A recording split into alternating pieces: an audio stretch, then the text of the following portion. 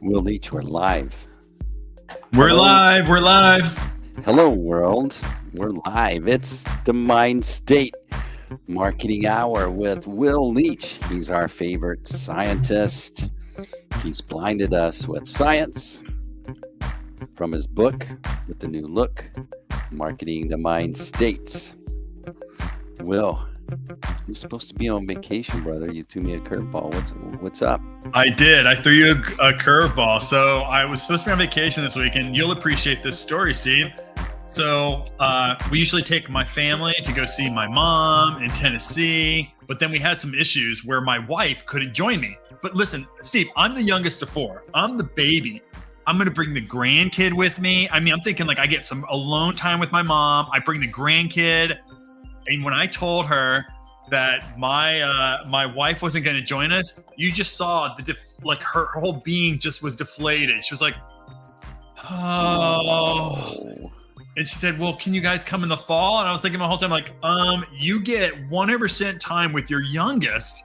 And she was not having it. So we immediately switched gears, try to figure out some things. So it is actually, I'm going next week. So I'm leaving on Saturday to drive to Tennessee. But I found out where I fit in the order of things in my family. And I am not the most important thing to my mom. My wife is, in fact, the most important thing. But it is good. So we're all going to go as a family next week. Well, hopefully, maybe I can help you get over it during, this hour that we spend together. We can process that. But yeah, we can process how I feel about that. It's the Mindstate Marketing Hour with Will Leach. He's the man. He's a scientist without a trench coat or whatever they call it. Today, we're talking about building psychological attachment to your brand. What do they call that? They call that little white coat that scientists always wear. Why don't you wear that? What would we call that thing? Yeah. I don't know. I like it though. Yeah, but you don't wear one unless maybe you do around the house when no one's. I don't know. I don't. I am a man of the people, Steve. I'm a man of the people. A man of the people. All right, let me turn this music off if I can figure it out. There we go. It's off. So, Will, what's the story behind today's topic? I'm not sure if you've found this out or not. I don't know if you heard, but we have this little thing called inflation happening. Have you heard anything about this, Steve? I know you make so much money. You probably don't know exactly what you spend money on these days, but have you heard of this topic? Every time I turn around, there's a bunch of fear porn out there. It's just, how can you not, right? I go to the store, I believe it. Okay. Oh yeah, the gas is hitting us pretty hard. I'm about to take a cross country trip, and that gas is going to be pretty expensive. The hotel room is going to be pretty expensive. The food is kicking our butt. We take the family out to Whataburger, which is a big deal in Texas, and I'm paying $30 for 3 hamburger meals nowadays. Mm-hmm. About $30 when you add in a shake. So yep, mm-hmm. It is a round. So what I want to talk about today is, how do you kind of defend against inflation and a lot of other things that are happening in the world today? It's about building a strong brand. So most people go to this idea of loyalty. Well, we got to build loyalty. I'm going to tell you today, loyalty is not going to be your friend in this situation. And I don't think building loyalty is going to be your friend ever again. I believe what we have to do is build attachment. And we're going to talk about how do you build attachment and why that's important and how do you do it in this week's session. Attachment. Yeah. Speaking of attachment, I want to tell all the folks that are listening in all the time, and we're attached to you. We appreciate you.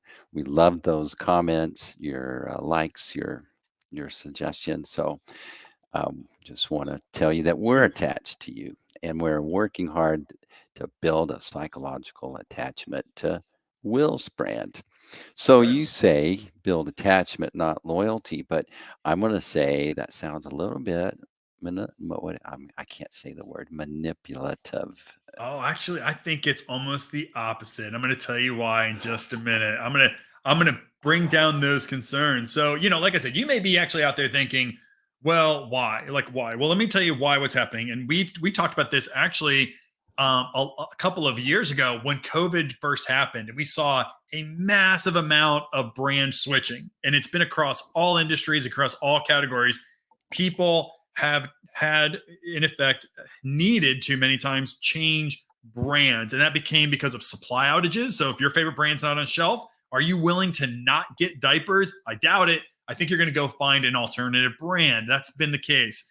Inflation, because now our favorite brands can sometimes be too expensive. So inflation creates, either you're going to leave because it's higher prices. So you're going to have to find an alternative brand. Or a lot of our favorite brands, if you haven't heard about this, are actually using cheaper ingredients and materials, which means the quality of our favorite brands are going down. It's a way of keeping their prices down. So even though the price is lower, you're getting an inferior product, fewer paper towels. You're getting the paper, the things that you're used to getting, they're breaking down. Like, in fact, if you haven't noticed in the news, new car dissatisfaction is up through the roof because what manufacturers have had to do is use cheaper goods to make cars.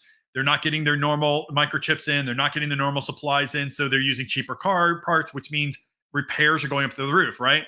Or, just in general, technology makes it so much easier for anyone to find an alternative nowadays. It's like I can pick up my phone and I can type in alternatives to the Mindstate Marketing Hour. You won't find one alternative to the Mindstate Marketing Hour, by the way, so don't do it. But you could hypothetically find alternatives to anything because we have these things called search engines. So loyalty is being suppressed quite a bit because of all these factors. So your next question would be, okay, let's talk about building attachment and not loyalty. Let me define what I mean by this. And I think there is a difference. Loyalty, building brand loyalty is really about connecting your brand to internal standards, to principles of your customers, or to the values of your customers. So the idea has always been that if my brand is associated with something that some of my customers value, maybe that means an environmental movement, or it could mean just this cause of small businesses. If you align your brand with somebody's core values, you can build loyalty. So many, many companies do a ton of research to identify what do our customers value? What are their values, their beliefs? Here's the issue with that. The issue with that is, and we've talked about this in my book, is that our attitudes, our wants, our desires, our values, and our beliefs change quite a bit. They change quite a bit. You have values. I don't disagree with that. But did you know that your values shift quite a bit? I can make it really easy for you right now. I can tell you like this. If you've ever been at the grocery store and you've been sitting in front of the snack aisle, you have probably two competing values. Many people have these competing values. They want to eat healthy, but they also want yummy, cheesy snacks. And we found, even when we did deep psychological analyses and we created these segmentations back when I was at PepsiCo, is that we find that a lot of people who value health, they still eat those big bag of Doritos, Steve, and those Dorito consumers, those Ruffle consumers, they actually eat baked Lay's quite a bit too. Why? It's because their values are in conflict. And so what do? You don't get rid of one value. You don't hold true to only one value or one belief. You change them all the time. So if you're going to make your brand and associate it strongly with a value, you better be prepared that those values go out the door when things like prices come into account. So I could believe in your cause, and I love I love making sure that some percentage of my purchase goes to a great cause. But right now, when I'm paying double what I used to pay, I'm not as interested in that cause. It's true. It's not because I don't think that cause is important. I just value my own family's financial well-being. So values fluctuate quite a bit with these other variables. That's why you want to build attachment. And attachment is slightly different. Attachment is about connecting brands with people so that you are like a friend. It's like a relationship that I have with you. When I married my wife, it wasn't just I married her just because of her values. I married her because I connected with her as a human being. And that's all about behavioral sciences. So when you can connect your brand with what makes somebody human, your customers human, that creates a brand advocacy and attachment that it's less susceptible to being switched out. When I was thinking about your values change, so, I try to eat healthy, but sometimes I just like a bag of Ruffles. Yeah. Okay. But you know how much a bag of Ruffles costs now? They're like $6. Yeah. And when I walked by there's this off-brand, you can get four 4 bags of chips for $5. Yeah. It's like, that's a no-brainer. They're crunchy, they're salty, Yeah.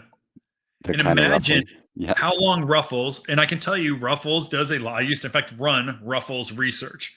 And we do a lot of research on you because we presume that we're trying to build this incredible loyalty so that when you walk by that aisle, you're going to buy Ruffles. But no longer is that value, that love of that great crunch, that taste, the crazy flavors that Ruffles can give you. It's not as important as, like you said, being able to get out of the supermarket for under $100. And that's really difficult these days. It just is. It is. It's totally difficult. The other thing is, you think about your values change. Your liver changes. It's like I haven't heard this. it. What's that about? It's like well, I don't know if it's 6 months or every 6 months your liver is regenerated. Uh-huh. It's like, so think about your body is changing all the time. Why wouldn't your values change, Why would right? Why in your mind? Right. Makes total sense, man. I like So that. your liver changes, your values change. It's interesting. It's true. So this attachment thought, the other day I was on this call and everyone was kind of arguing about brand. What does brand mean? What's the difference between brand and marketing? I see a lot of this going around on social media these days. Yeah. And I think for me, the defining aspect of how do you explain what is brand? Brand is how people they have an identity. They see themselves in a particular way. So when you're playing tennis, Mhm. okay. So you have to wear tennis shorts. You have to wear Yep. tennis shoes and a shirt. Somewhere along the line, you decided I'm going to wear these tennis shoes because somehow they complement or are congruent with you the way you see yourself. Adidas. Yeah.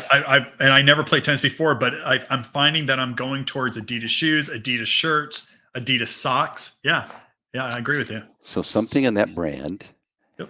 is congruent with the way that you see yourself, your self identity. And so you don't mind it being a compliment and it doesn't mess with how you see yourself or how you want to see yourself. That's right. Congruency. Right. And when those things are incongruent, you find this thing, there's a tension psychologically when you do things that don't fit with how you see yourself in the world or how you aspire to see yourself in the world too. So Mm-hmm. absolutely. That's why sometimes, kids will turn their shirts inside out sometimes because that's at the hardest core, like in school where there's so much social pressure to personify your idealized self. Kids will sometimes even turn their shirts out inside out if they have to hide a logo that they don't want to be perceived as being associated with. That's at most extreme, but it happens. It happens. So true. So when you think about how people's values are changing, how do you stay congruent with their self identity of your Yep. avatar? Well, the first thing you got to do, I was going to say in that first part here, is know your audience and what motivates them. We talk about this in Marketing to Mind States. It's so critical that you understand the core motivation that your customer has as it relates to whatever category you're in. And so we talk about these 9 motivations in the book. These are universal to all different people globally. And these motivations propel us to reach our aspirational goals. So these motivations we've talked about before, things like achievement, our desire for success, autonomy, our desire for freedom, belonging, our desire for acceptance. So there's these 9 total. You would know one of them, security, which is kind of very Maslow with talking about security and safety needs. So these 9 core motivations. You must understand which one or two of those most kind of create that emotional desire that people have in your category to take an action. Because if you build your brand or you try to create attachment on something else in that, you may be interesting, but you're not going to build the attachment. So you must know your audience and what motivates them. You can do research you should do research to know this for sure, because you're going to build your entire brand identity around this motivation. I'm going to show you how to do that in the next part. All right. So we're talking about create a unique brand personality that people can connect with. Easier said. It is. It takes a long time, but you better put science behind it. You and I talk about this idea of putting science behind your brand personality. Here's how the majority of people, especially small business owners, build their brand persona or brand personality. They build it upon themselves, their own personal personality. which actually is not bad. I would make the case that if you can build a brand because you are unique and you build around yourself, you don't have to be kind of fake, right? So if you're a small business, I totally get why you want to build your brand personality around yourself.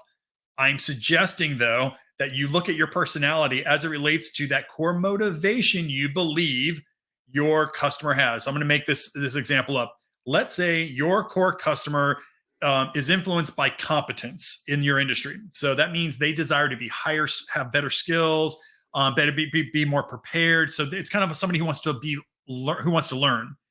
But if your brand personality is more like a jester, somebody who's kind of funny and you're trivial, that would be incongruent with how they see themselves. This person sees themselves as more smart. They want to be more learned. And if you come across as being too funny and not really educating somebody, you're never going to build that attachment. You could be useful to them, you could be entertaining to them, but you won't build that attachment. So what you can do to build your brand personality, let's say if you're like, hey, Will, I know that my customer is motivated by one of your 9 motivations. Now, what I would tell you is you can build a personality around that motivation. Now, there's been a lot of work done in brand archetypes. There's a really famous book. I think you may have taught me or told me about this book, Steve. I'm not positive about this, but it's called The Hero and the Outlaw, and this idea of building brands around archetypes. It's been around for a while, right? So a lot of this book has been built upon Carl Jung, really famous psychologist who came up with these archetypes. It depends on which book you're talking about. There could be 9, or actually there could be like 16, there could be 20 or whatever. But I use this one that I got from The Hero and the Outlaw. So for those of you who can see it, I have like a little thing here but there's other ones you can use, but you can learn it from there. And what I did was I said, okay, which of these archetypes, this is based upon deep psychological work since the 20s, I believe, maybe even before that basically show you how to connect your brand to a persona that you're trying to attach to. So for instance, there's this one called we just talked about competence. There's one called mastery. So somebody who desires mastery in my world is called competence. That's somebody who desires, who wants to be smarter, more skilled in activity. So when I think brands that deliver on that, I think HubSpot, I think Thinkific. What's that one on social media? You may have seen, Steve, where they give you all these different tapes. And apparently you can buy a subscription. You can learn from the masters. I see it on Facebook all the time. You know what I'm talking about? Yeah. There's all these people that you can learn from, right? So in the kind of archetype system, there's this archetype called the hero that can sometimes be associated with mastery. So think of like an astronaut or whatever. The astronaut is really smart. They know astrophysics. They can become the hero. So you can align yourself as being, okay, my brand personality is about the hero. Or another one could be, we have a motivation called nurturance, which is about loving and caring for somebody. You're driven for that. Well, that from an archetype perspective could be called the lover. There's a lover archetype, which desires intimacy. So in that case, you can make your brand more aligned with the lover. So my point is that the work has been done for you. I mean, I kind of did it on a sheet of paper. I've been using this for a couple of years now. When brands are asking me, hey, Will, you told me that my category is motivated by, whether it's esteem or it's autonomy or one of my core motivations, then how do I build my brand around it? Well, I give them examples. So if you want to build esteem, I think of Gucci, I think of Prada. If you want to build your brand around freedom and autonomy, then I think of REI. So you can build your brand. So when you associate, and like I would tell you with REI, the sports, the outdoor sporting gear company, when you think of REI, you think of exploration, you think of freedom and discovery. That aligns very nicely with the core motivation for my book, which is around autonomy. So if you build your core brand personality around one of these motivations and tap it into one of these archetypes, you can now start building brand personality. And there's tons of information in these books, like I said, The Hero and the Outlaw, and there's a bunch of other books like that, to know how your tone should change, your personality should change, the way you write, the visuals you use should all change to align nicely with that motivation. That's excellent. If you think about the brands that you enjoy, and you can just deconstruct it, Why does that brand appeal to you? Why does that sports team? Why does that golfer? Why did these folks that you really like? This can help you start to do that exercise with the folks that you want to appeal to. Absolutely. And it's not that hard. You don't have to do a ton of, investigative work. Like in fact, if you want to learn this, schedule a call with me. We'll talk about how to do that. I can literally show you. We have a quick conversation. I can literally show you, here is probably what your motivation is, which therefore this is probably your archetype. Now start talking and building a brand around that archetype, and that's going to get you 10 years worth of research in a 30-minute call. Wow. Wow. This stuff's been going on for so long, when you talk about from the 20s and stuff, a lot of that research was done probably in ways that nowadays they couldn't reproduce that type of study. No, they could not. That's right. Let's talk about what they did in the 40s. Yeah, no, they could not. So let's just take what we can from that. Let's never do those things again. But you're right. Yeah. But there's still truth in it. There's still some truth in all that stuff. That's for sure. Yeah. So be transparent and authentic in all your communications.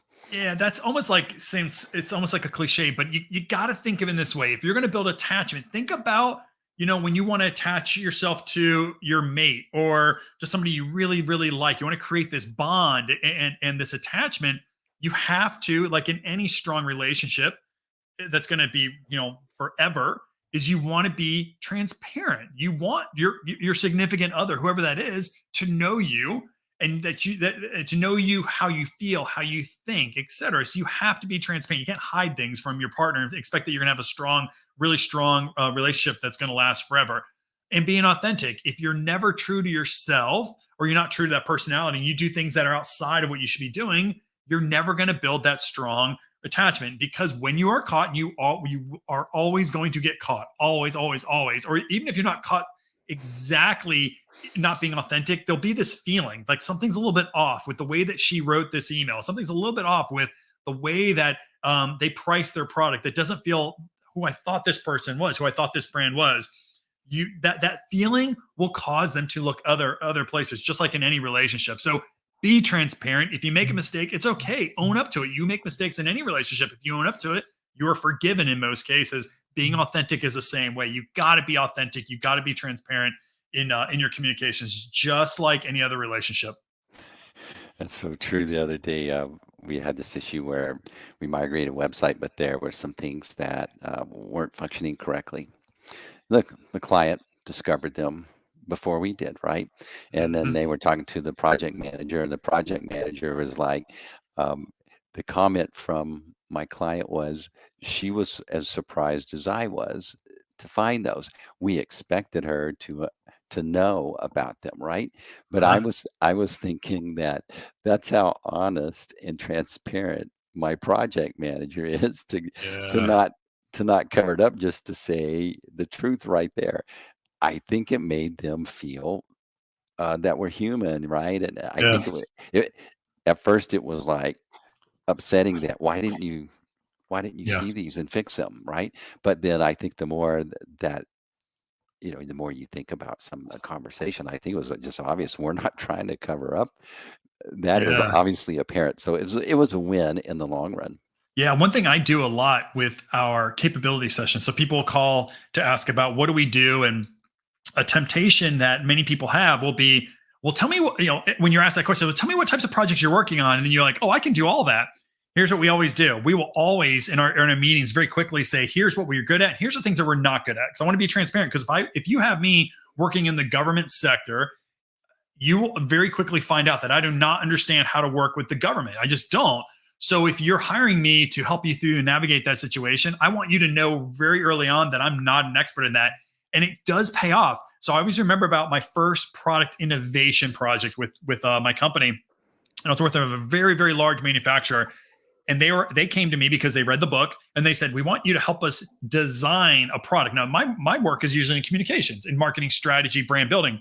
And so I said, I don't think I'm very good at that. I was very honest because I didn't think I could really do what they wanted. And they go, we beg to differ. We think you can.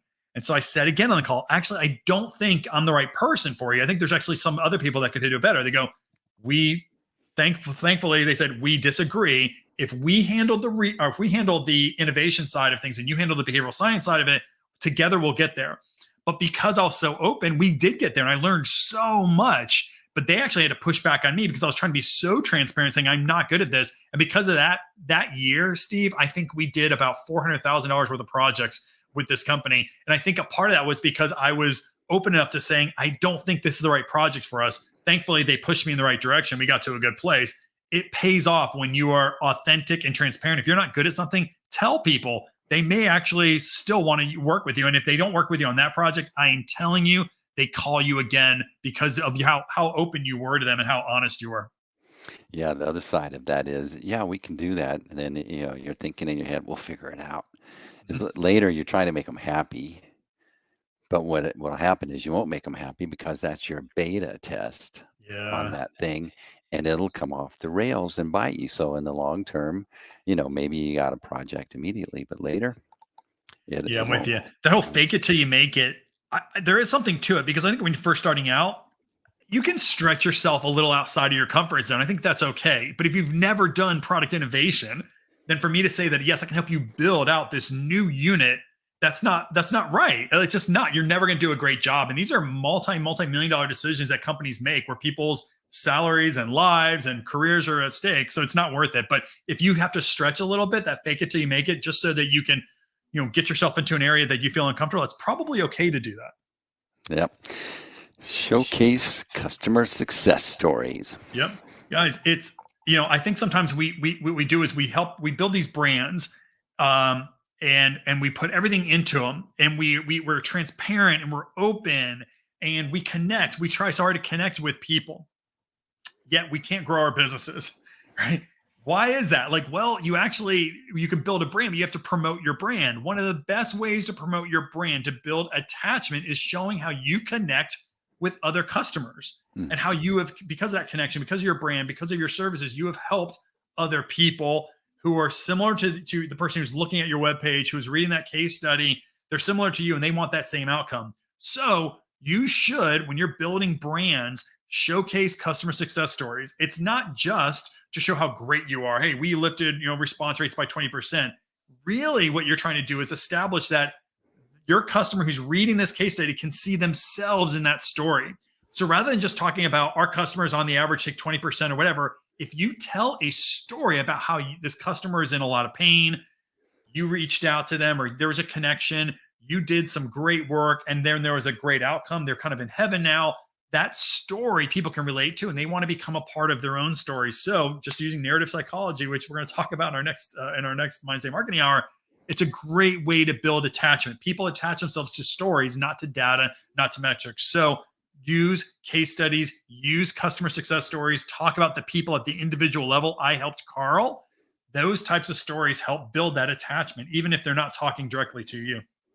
Excellent. Excellent, Will. I think one of the things that you see pushback on what you're promoting is that concern about, are you trying to trick me? But when your message here is, look, I'm wanting to connect with you because I understand you. And if your customer, your prospects, if they feel that you really do understand them, then they feel safe. And all you're saying is, let's communicate in a better way. That point. And let's be honest, right? If you have a product or service that does not deliver, that is manipulation. That is. If I went into that project where I was going to help build out these units and I said I could do it, and I used all these great tactics and I couldn't do it, that's manipulation. That's not what we're saying. If you don't have a good product or service, you shouldn't be doing it. But if you do have a good product or service that can help better people's lives, which is the majority of people out there actually do have services help better people's lives, why wouldn't you make your marketing to create a connection, or build your marketing so that it creates a connection so you can help people better help people better their lives? Why wouldn't you do that? It makes total sense to do that. That's a great point. That is manipulation, telling them you can do something when you can't. Guess what time it is? It's dance time. Dance time. Questions with Will. I like how you got that as the banner now, Steve. I like that. Questions with Will. Yeah. So this is the point of the show where we like to watch Will dance. And it's not, you don't want to see him really dance. Like Elaine and Venice. You don't want to see that. Yeah, that's something you can't unsee.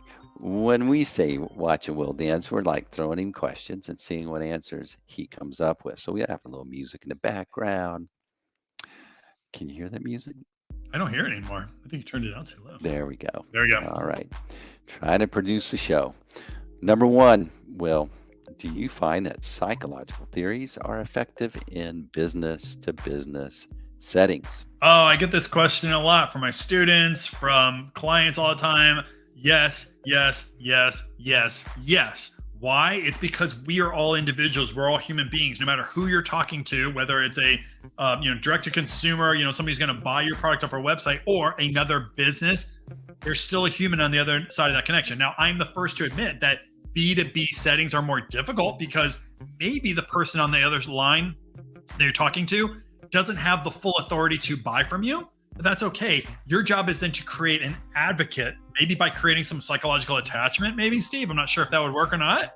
But if they become your advocate, then they will help promote you inside the organization. So they do work. 40% of my business is from B2B. So I work with B2B all the time. So yes, these psychological theories actually do work in the B2B settings. We just don't have a lot of case studies because more often than not, people talk about B2C, business to consumer, but it absolutely works. Yeah, I get that. Folks, well, we're in a bid process. All our jobs are bid. So they just pick the lowest price. And in my head, I'm thinking, bullshit. It is bullshit. Yeah. It's not true. Very, very rarely. Even in government contracts, we're supposed to be these massively all about money. If you know the government, that's not nearly as important as relationships and stuff like that. So it's not true. Mm-hmm. All right. Number two, what academic programs are around to teach behavioral science marketing? Great question. Yeah, that is a good question. Behavioral science marketing. So behavioral science marketing is relatively new. You may have heard of this term neuro marketing, which is a subsegment of behavioral science marketing. So there are a few programs that are doing neuro marketing, not a ton in behavioral science marketing. The ones that I would talk about, let's say neuro marketing. I'll explain the difference between neuro marketing and behavioral science marketing. Neuro marketing is, think about it as the very first 1/20th of a second when somebody sees your marketing. Is there an avoidance response? Is there not an avoidance response? And what's happening at almost a biological, a neurological level. You got to nail that before psychology marketing or behavioral science marketing will work. Anything outside of that neuro marketing is what we call behavioral science marketing. It's understanding psychology so that when somebody reads, you're creating that emotional desire to keep reading, to buy the product. Neuro marketing, I would say the best course that I've seen is from Dr. Thomas Ramsey. And he has a course on Coursera called Introduction to Neuromarketing. In fact, go to that. It's a really cheap course, maybe for free, and you can get neuromarketing course and you're certified. On the behavioral science marketing course, the only one that I know of right now is the one that I teach at, which is the Applied Behavioral Economics program at Texas A&M University. It's in the Human Behavior Lab. So look up Human Behavioral Lab, Texas A&M University. I run a marketing course called Behavioral Marketing, and it's an 8-week course when you work with me to talk through, your business, and you actually learn how to apply marketing mindsets to that. So those are the two programs that I know of, but that's going to change here in the next 5 years. You'll see more and more programs coming. That neuro marketing. One time I worked for this company, and so they were a shred company. A what company? A shredding company. They shred. Okay, yeah. They shred documents, so prevent identity theft. And so, like most companies in the beginning, they just don't take the marketing side seriously, the logo. So they had a logo, but then they had this icon. Okay. And it turns out that whoever they hired to do that icon had just picked this high school football team's logo of a panther ripping through a banner or something, just with the claws and everything. But they had, the colors were red and black. And I was noticing that when I would put my card down in front of people, that they would have this, for the first half second, they're making this face and they're trying to discern what's going on in that logo. And the more I looked at it, if you looked at it from a distance on the side of their trucks and stuff, it looked like someone burning in a fire because of the claws. Yeah. And then red and the black. And it's like, immediately, I had arguments with them. Immediately, I changed that card to where it was white, didn't have that. just had the, the acronym on there. It was interesting, that reaction. That was their baby. They refused to listen to that. But it's like, I really noticed people's face change when they were trying to figure out what in the world is going on that card. I love that neuromarketing. I got an example too. I worked at a utility company, Florida Power and Light, down in South Florida. When I first, just out of grad school, when I went there, they had a series of commercials where they're trying to teach people to not prune their own trees, because sometimes you hit a power line, you die. So what they did was, their campaign was putting, that yellow caution or that tape when somebody dies, and they were using that tape to do outlines of people with poles and cutting utensils or whatever. And I remember going into a meeting and having this brand manager just came in there and go, stop commercials immediately with that, because what they were doing inadvertently, they thought that was like a cool campaign. They were associating their brand with death, because it has this like caution tape, and everywhere that you saw the logo, Florida Power and Light, you saw this caution tape of somebody who's dead. It looked like an outline of a chalk outline of a body. I'll never forget that. But I was like, that's neuromarketing, that initial response that you get, and you better be aware of that first initial response. That impacts people's perceptions of your brand all day long. So I love that story. Where's Louis II? Where's he been? Oh, Louis II.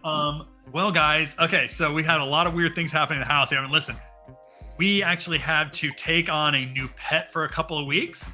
Her name is Maisie, and I'm going to show you, Steve. I'm going to pull up. You see Maisie in the background? Yeah, she's comfortable there in that chair. She's there. She is. Sorry, guys. She's very comfortable. So Maisie is a bulldog, an English bulldog that we are house sitting for. And Louis is not really taken really kindly. Louis was the man of the house, and now this woman is dominating Louis. So Louis has not been jumping on in my office, because Maisie behind me sits on that chair almost the entire day and just sleeps. So Louis, now he's doing okay. Now Louis is starting to bring dominance back into the household. He's starting to like kind of bow up a little bit to Maisie, even though Maisie is, much bigger. Yeah. Louis is starting to build back his confidence and starting to build back his dominance. But right now, Maisie has displaced Louis to only a few rooms of the house, unfortunately. We miss him, though. We want Louis back on the show. Yeah, we need some more cameo appearances from Louis on the show. We do. So real quick, let us know if we need you to look over our shoulder on project we're working. How do we do that? Yep. If you want to, talk to me about some of your marketing. In fact, I have a meeting tomorrow with somebody who took this show and said, hey, you know what? I want you to do a session with me for 30 minutes, 45 minutes. I will work with you to look at your marketing, to tell you from a neurological and behavioral science background or point of view on how well you're doing. So these things, you can do these sessions. They're called free consults. Go to mindstategroup.com and you will see these buttons. Click those buttons, book time with me, and you and I will work through your marketing, and I'll teach you a few things about behavioral science marketing. Really good show. I enjoyed this one very much. This was a good one. All right. Did you guys know that this is a podcast? Be sure to subscribe on Stitcher, iHeart, Spotify, Buzzsprout, all the places that the cool kids do. And you can subscribe on YouTube. You don't have to watch it, but you can listen to it. You can watch it. You should see our two shiny ball heads on that. That's right. Right?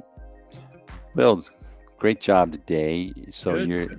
You're going on a real vacation next week? I'm going on a real vacation. I'll be in Dollywood probably this time next week. So if you see any puke on the ground in front of these roller coasters, chances are that is your host, Will Leach, in Dollywood, Tennessee.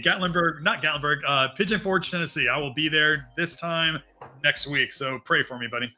All right. So if you don't have Will's book, you need to get it so you can read it next week while Will's gone on vacation. It's an excellent book. Changed the way that I look at stuff. Will, appreciate you. You have fun on the show. Thank you for listening. Be sure to subscribe and all those things. Tell your friends and neighbors, and we'll see you in a couple of weeks. Over and out. Thanks, everybody.